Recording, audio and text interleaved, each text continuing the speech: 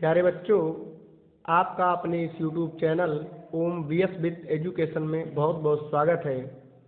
आज आपको class 10th NCERT science और लेसन नंबर 2 अम्ल क्षार लवण का जो एक बहुत महत्वपूर्ण टॉपिक है, जो बोर्ड एग्जाम में कई बार पूछा गया है, धावन सोडा। आज आपको धावन सोडा के विषय में और कई टॉपिकों के विषय में आपको पढ़ाया जाएगा। तो चलिए आप सबसे पहले जानते हैं धावन सोडा। धावन सोडा क्या है और इसका रासायनिक नाम क्या है, जानते हैं। धावन सोडा, इस धावन सोडा का रासायनिक नाम लिखते हैं सबसे पहले।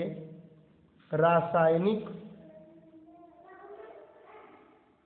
नाम, प्यारे बच्चों, धावन सोडा का जो सूत्र होता है वो होता है Na2CO3 इंटू 10H2O, और इसी सूत्र के आधार पर इसका रासायनिक नाम बताते हैं। धावन सोडा का सूत्र होता है Na2CO3 इंटू 10H2O, अर्थात सोडियम Na के लिए लगेगा सोडियम, CO3 के लिए कार्बोनेट और 10 के लिए डेका और H2O के लिए हाइड्रेट। प्यारे बच्चों, इसका नाम हो गया सोडियम कार्बोनेट डेका हाइड्रेट, और ये इसका हो गया अणु सूत्र। अब इससे संबंधित पेपर में जो आता है वो आता है इसके बनाने की विधि। तो आप डालेंगे बनाने की प्रयोगशाला विधि, बनाने की प्रयोगशाला विधि।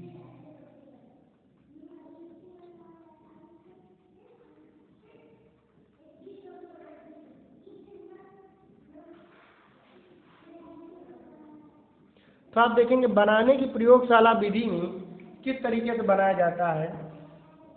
तो प्यारे बच्चों, जब हम प्रयोगशाला में सोडियम कार्बोनेट डेकाहाइड्रेट अर्थात धावन सोडा बनाते हैं, तो इसमें क्या करते हैं, कास्टिक सोडा अर्थात NaOH, जिसका रासायनिक नाम है सोडियम हाइड्रॉक्साइड। Na सोडियम होता है और OH हाइड्रॉक्साइड होता है, तो ये बन जाता है सोडियम हाइड्रॉक्साइड। सोडियम हाइड्रॉक्साइड अर्थात साधारण नाम कास्टिक सोडा के जली विलयन में जब हम कार्बन डाइऑक्साइड गैस प्रवाहित कराते हैं तो ये हमारा बन जाता है Na2CO3 प्लस H2O। अर्थात कैसे बनाते हैं, प्रयोगशाला में धावन सोडा बनाने के लिए कास्टिक सोडा के जली विलयन में कार्बन डाइऑक्साइड गैस प्रवाहित करा देने से हमें धावन सोडा का निर्माण होता है। इसके बाद जो विलयन हमको प्राप्त हो जाता है, इसी विलयन का सांद्रण करने तथा उसके उपरांत विलयन को ठंडा करने पर सोडियम कार्बोनेट के क्रिस्टल प्राप्त हो जाते हैं। तो आप बनाने की प्रयोगशाला विधि में लिखेंगे कि धावन सोडा को प्रयोगशाला में बनाने के लिए उसके कास्टिक सोडा के जली विलयन में कास्टिक सोडा के जली विलयन में CO2 गैस प्रवाहित करके CO2 गैस प्रवाहित करके धावन सोडा का निर्माण किया जाता है। धावन सोडा का निर्माण किया जाता है। इसके बाद जब धावन सोडा का निर्माण हो जाता है तो उसके जली विलयन को हम सांद्रित कर लेते हैं, और सांद्रित करने के बाद उसको हम ठंडा कर देते हैं, और ठंडा करने के बाद वो हमें सोडियम कार्बोनेट के क्रिस्टल प्राप्त हो जाते हैं। तो प्यारे बच्चों, ये तो हो गई बनाने की प्रयोगशाला विधि। इसके बाद जो धावन सोडा बनाने की एक बहुत महत्वपूर्ण विधि है, औद्योगिक विधि, आइए उसको पढ़ते हैं। अब देखिए, औद्योगिक निर्माण, साल्वे की अमोनिया सोडा विधि। तो प्रिय साथियों, धावन सोडा को औद्योगिक विधि में अर्थात साल्वे की अमोनिया सोडा विधि द्वारा हम बनाते हैं। तो अमोनिया की साल्वे अमोनिया सोडाविद क्या होती है उसके सिद्धांत में हम समझते हैं। क्या होता है सिद्धांत में? अमोनियम हाइड्रोक्साइड NH4OH के विलयन में हम CO2 गैस प्रोवाइड कराते हैं और तब हमारा बन जाता है NH4HCO3 अमोनियम बाई कार्बोनेट। इसी अमोनियम बाई कार्बोनेट के घोल में NH4HCO3 के घोल में सोडियम क्लोराइड मिला देने से हमारा अमोनियम क्लोराइड NH4Cl और NaHCO3 प्राप्त होता है। NaHCO3 इसी NaHCO3 में NaHCO3 को हम गर्म कर देते हैं जिससे Na2CO3 प्लस H2O और CO2 का निर्माण होता है। तो आपने देखा औद्योगिक विधि में हम कैसे बनाते हैं धावन सोडा। औद्योगिक विधि में धावन सोडा बनाने के लिए सर्वप्रथम अमोनियम हाइड्रोक्साइड विलयन में कार्बन डाइऑक्साइड गैस प्रोवाइड कराते हैं जिससे अमोनियम बाई कार्बोनेट का निर्माण होता है और अमोनियम बाई कार्बोनेट में सोडियम क्लोराइड मिला देने से अमोनियम क्लोराइड और सोडियम बाई कार्बोनेट का निर्माण होता है। इसी सोडियम बाई कार्बोनेट को गर्म करने पर धावन सोडा का निर्माण होता है। तो ये जो सूत्र है इसे बेकिंग सोडा भी कहते हैं प्यारे बच्चों। बेकिंग सोडा खाने वाला सोडा, बेकिंग सोडा अर्थात खाने वाला सोडा। तो आप देख रहे होंगे खाने वाले सोडे से धावन सोडा का निर्माण किया जाता है। तो सिद्धांत में आप कैसे लिखोगे? तो सिद्धांत में सबसे पहले यदि पेपर में आता है कि औद्योगिक निर्माण की साल्वे अमोनिया सोडा विधि बताइए धावन सोडा के निर्माण के लिए, तो आप सबसे पहले सिद्धांत यदि उसका पूछा जाएगा तो सिद्धांत में लिखेंगे अमोनियम हाइड्रोक्साइड विलयन में CO2 गैस प्रोवाइड करने से अमोनियम हाइड्रोक्साइड प्राप्त होता है, अमोनियम बाइकार्बोनेट प्राप्त होता है जिसे सोडियम क्लोराइड के साथ गर्म करने पर अमोनियम क्लोराइड और सोडियम बाइकार्बोनेट प्राप्त होता है और इसी सोडियम बाइकार्बोनेट को गर्म कर देने से धावन सोडा अर्थात सोडियम कार्बोनेट का निर्माण होता है। तो ये तो हो गया सिद्धांत। अब प्यारे बच्चों इसकी आती है विधि, तो हम समझेंगे कि इसकी विधि क्या है। विधि में देखिएगा तो विधि में क्या होता है, इस विधि में प्रयुक्त किए जाने वाले संयंत्र चित्र में एक प्रदर्शित किया गया है। इस विधि में प्रयुक्त होने वाले पद निम्नलिखित है। तो इससे आपको कोई मतलब नहीं है, ये चित्र जो दिया गया है उस चित्र के लिए संकेत किया गया है। तो इस विधि में जो सबसे पहली हेडिंग डालनी है आपको, वो डालनी है ब्राइन को अमोनिया के द्वारा संतृप्त करना।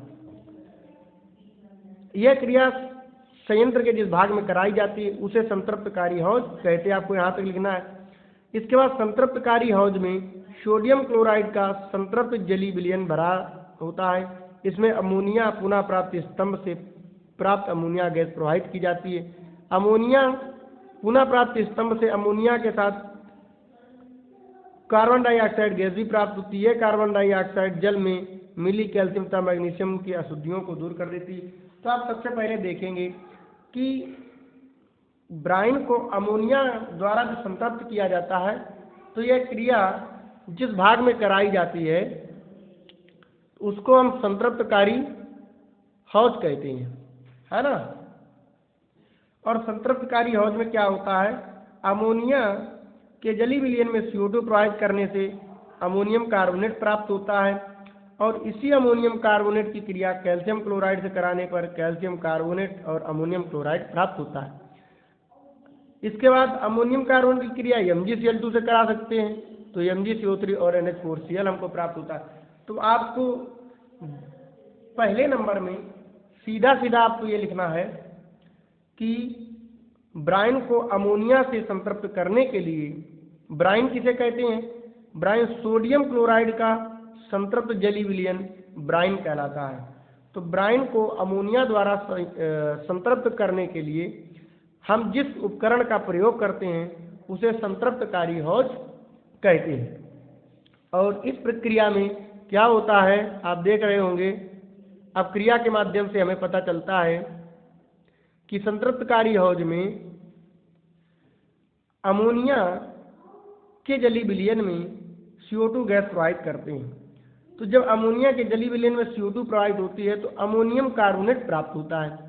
इस अमोनियम कार्बोनेट में हम कैल्शियम क्लोराइड या Mg magnesium chloride, calcium chloride या मैग्नीशियम क्लोराइड मिला सकते हैं, जिससे हमको अगर कैल्शियम क्लोराइड मिलाएंगे तो कैल्शियम कार्बोनेट प्राप्त होगा और मैग्नीशियम क्लोराइड मिलाएंगे तो मैग्नीशियम कार्बोनेट प्राप्त होगा और NH4Cl प्राप्त होगा।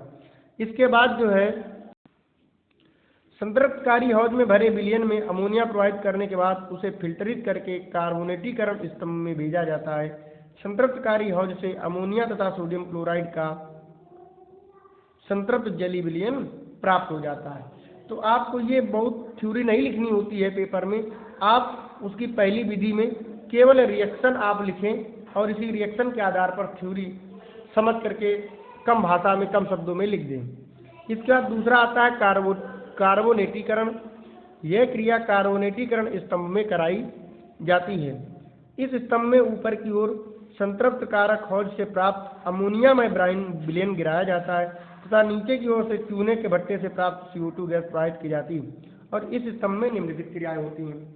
तो पहली क्रिया जो आप पढ़ चुके हैं, तो इसमें सीधे सीधे क्या कर देंगे, अमोनियम कार्बोनेट और CO2 गैस प्रवाहित कराते हैं जली विलयन, अमोनियम बाइकार्बोनेट प्राप्त होता है। इसी अमोनियम बाइकार्बोनेट की क्रिया सोडियम क्लोराइड से कराने पर हमको सोडियम बाइकार्बोनेट और अमोनियम क्लोराइड प्राप्त होता है। इसके बाद क्या होता है, इसके बाद तीसरी स्टेप जो आती है निर्वात निस्यंदन। इसमें क्या होता है, कार्बोनेटीकरण स्तंभ से प्राप्त विलयन को निर्वात पंपों की सहायता से छान लिया जाता है। कम विलेय सोडियम कार्बोनेट अवशेष में प्राप्त का फिल्टरित विलयन में मुख्यतः अमोनियम क्लोराइड होता है। फिर निस्तापन किया जाता है। तो जो हमको सोडियम बाइकार्बोनेट प्राप्त होता है, निर्वात निस्यंदन से प्राप्त ठोस पदार्थ को गर्म करने पर सोडियम कार्बोनेट प्राप्त हो जाता है। तो निर्वात निस्यंदन से तुमको सोडियम बाइकार्बोनेट का अवशेष प्राप्त होता है।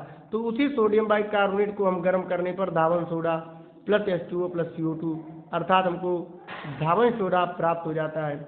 इसके बाद अमोनिया पुनः प्राप्त स्तंभ में, इस स्तंभ में निर्वात निस्यंदन से प्राप्त विलयन जिसमें अमोनियम क्लोराइड होता है तथा चूने के भट्टे से प्राप्त बुझे चूने को मिलाकर गर्म किया जाता है, अर्थात पुनः वो प्रक्रिया कर दी जाती है। तो अमोनियम क्लोराइड प्लस COH का whole twice, calcium chloride plus जल प्लस अमोनिया। इसके बाद चूने का भट्टा, चूने के भट्टे में चूने के पत्थर, कैल्शियम कार्बोनेट तथा कोयले के मिश्रण को जलाया जाता है जिससे अधिक ताप पर ऊष्मा उत्पन्न होती है और निम्नलिखित क्रियाएं होती हैं। तो आपको जो इसमें प्रमुख रूप से यहाँ तक आपको लिखना है निस्तापन क्रिया तक, क्योंकि यहीं आपको धावन सोडा प्राप्त हो जाता है। तो आप यहाँ तक लिख देंगे तो भी आपको पूरे नंबर मिलने की संभावना बढ़ जाती है। तो आप याद रखेंगे कि क्या किया जाता है, जब साल्वे की अमोनिया सोडा विधि से धावन सोडा का निर्माण किया जाता है तो सबसे पहले हम क्या करते हैं, तो सर्वप्रथम उसमें ब्राइन को अमोनिया से संतृप्त कर लेते हैं। ब्राइन क्या होता है, सोडियम क्लोराइड का संतृप्त विलयन ब्राइन कहलाता है और उसको हम अमोनिया के द्वारा संतृप्त कर लेते हैं। संतृप्त करने के बाद प्राप्त मिश्रण को कार्बोनेटीकरण स्तंभ में भेज दिया जाता है, जहाँ से हमको सोडियम बाइकार्बोनेट अमोनियम क्लोराइड का मिश्रण प्राप्त हो जाता है। और इसके बाद तीसरा स्तंभ आ जाता है, जो तीसरा स्टेप आ जाता है निर्वात निस्यंदन। कार्बोनेटीकरण स्तंभ से प्राप्त विलयन को निर्वात पंपों की सहायता से छान लेते हैं और उससे हमको सोडियम बाइकार्बोनेट का अवशेष या सोडियम बाइकार्बोनेट हमको प्राप्त हो जाता है। बाद में निस्तापन में सोडियम बाइकार्बोनेट को गर्म कर देने से हमको धावन सोडा प्राप्त हो जाता है। इसके बाद अगली हेडिंग आ जाती है धावन सोडा के भौतिक गुण। आप अपनी कॉपी में हेडिंग डाल लेंगे धावन सोडा के भौतिक गुण। तो पहला नंबर होता है, धावन सोडा एक क्रिस्टलीय ठोस पदार्थ है। दूसरा नंबर, तो पहला गुण जो होता है, धावन सोडा एक क्रिस्टलीय ठोस पदार्थ है। दूसरा नंबर, इसका गलनांक 850 डिग्री सेल्सियस। तीसरा भौतिक गुण है यह जल में विलय होता है। तो आप ये नोट में लिख लेंगे और आपसे पूछे जाते हैं धावन सोडा के भौतिक गुण बोर्ड एग्जाम में, तो आपको आने चाहिए। इसके बाद आ जाता है धावन सोडा के रासायनिक गुण। तो देखिए अगली हेडिंग आती है आपकी धावन सोडा के रासायनिक गुण। नंबर 1, ऊष्मा का प्रभाव। क्रिस्टली सोडियम कार्बोनेट को अर्थात धावन सोडा को शुष्क हवा में खुला छोड़ने पर, यह हल्का गर्म करने पर इसके क्रिस्टलन जल का अधिकांश भाग वायुमंडल में वाष्पित होकर चला जाता है। जैसे रिएक्शन से समझेंगे, sodium carbonate into Deka hydrate, यानी धावन सोडा को शुष्क हवा में खुला छोड़ दें। शुष्क हवा का मतलब सूखी हवा जिसमें नमी ना हो, या हल्का गर्म कर देने पर। तो जब गर्म कर दें या खुला हवा में छोड़ दें तो आप देख रहे होंगे क्या बच जाता है, सोडियम कार्बोनेट और हाइड्रेट, यानी जल के 9 अणु बाहर हो जाते हैं। यानी जल का अधिकांश भाग बाहर हो जाता है। कब? जब सोडियम कार्बोनेट अर्थात धावन सोडा के क्रिस्टलों को हम हल्का गर्म कर देते हैं या वायु में खुला छोड़ देते हैं। तो पहली तो अब क्रिया हो गई, और पूर्ण रूप से गर्म कर देंगे या काफ़ी देर तक वायु में खुला रखे रहेंगे तो H2O पूर्ण रूप से वाष्पित होकर के बाहर चला जाता है। इसके बाद इसका दूसरा नंबर आता है जल अपघटन। जब धावन सोडा का जल अपघटन किया जाता है तो ये अपने आयनों में टूट जाता है। आप देख रहे होंगे धावन सोडा का जब जल अपघटन कर देते हैं तो ये पुनः कास्टिक सोडा और हाइड्रोजन कार्बोनेट अर्थात कार्बोनिक अम्ल में प्राप्त हो जाता है। तो इसका देखिए, जब सोडियम कार्बोनेट का हम अपघटन करते हैं तो ये अपने धनायन और ऋणायन में टूट जाता है। जल के साथ करते हैं तो जल में भी जो हमारा H धनायन OH ऋणायन आ जाता है, तो प्लस वाला माइनस के साथ में आ जाता है और माइनस वाला प्लस के साथ में। तो इस तरीके से ये बन जाता है NaOH और HCO3। तो आपके समझ में आ गई होगी ये रिएक्शन। इसके बाद आ जाता है कार्बन डाइऑक्साइड के साथ अपक्रिया। धावन सोडा के जलीय विलयन में जब हम CO2 गैस प्रवाहित कराते हैं तो बेकिंग सोडा अर्थात खाने वाला सोडा बनता है। इसके बाद धावन सोडा अम्लों से क्रिया करके, धावन सोडा की जो प्रकृति होती है वो क्षारीय होती है, क्योंकि वो जलीय विलयन के साथ क्रिया करके क्षार बनाता है। समझे आप? धावन सोडा की जो प्रकृति होती है वो क्षारीय होती है, अर्थात क्षारीय होने के कारण ये अम्लों से क्रिया करके संगत लवण बनाता है। हमने आपको बताया था कि जब अम्ल और क्षार आपस में क्रिया करते हैं तो अम्ल और क्षार की परस्पर क्रिया से बनने वाला पदार्थ लवण कहलाता है। और सोडियम कार्बोनेट एक क्षारीय पदार्थ हो। कैसे? क्योंकि जब सोडियम कार्बोनेट में हम जल मिलाते हैं तो हमको प्रबल क्षार प्राप्त होता है। तो ठीक उसी प्रकार जब सोडियम कार्बोनेट में हम अम्ल मिलाते हैं तो अर्थात ये क्षार प्लस अम्ल मिलकर के क्या बनाता है? लवण बन जाता है, NaCl + H2O और CO2। इसके बाद आप अगली हेडिंग डालेंगे धावन सोडा के उपयोग।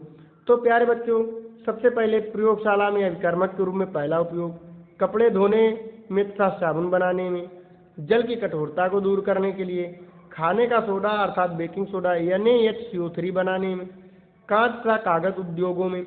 तो आप कोई 4-5 उपयोग लिख लीजिएगा। और आग बुझाने वाले यंत्रों में। तो ये आपके धावन सोडा से संबंधित, धावन सोडा को किस तरीके से बनाया जाता है प्रयोगशाला में, क्या उसके औद्योगिक निर्माण विधि होती है, क्या भौतिक गुण होते हैं, क्या रासायनिक गुण होते हैं और क्या उसके उपयोग होते हैं। तो धावन सोडा से संबंधित यही महत्वपूर्ण टॉपिक आता है जो आपको हमने बता दिया है। तो आज के लिए बस इतना काफ़ी, और आगे के वीडियो में आपको आगे के प्रकरण पढ़ाए जाएंगे।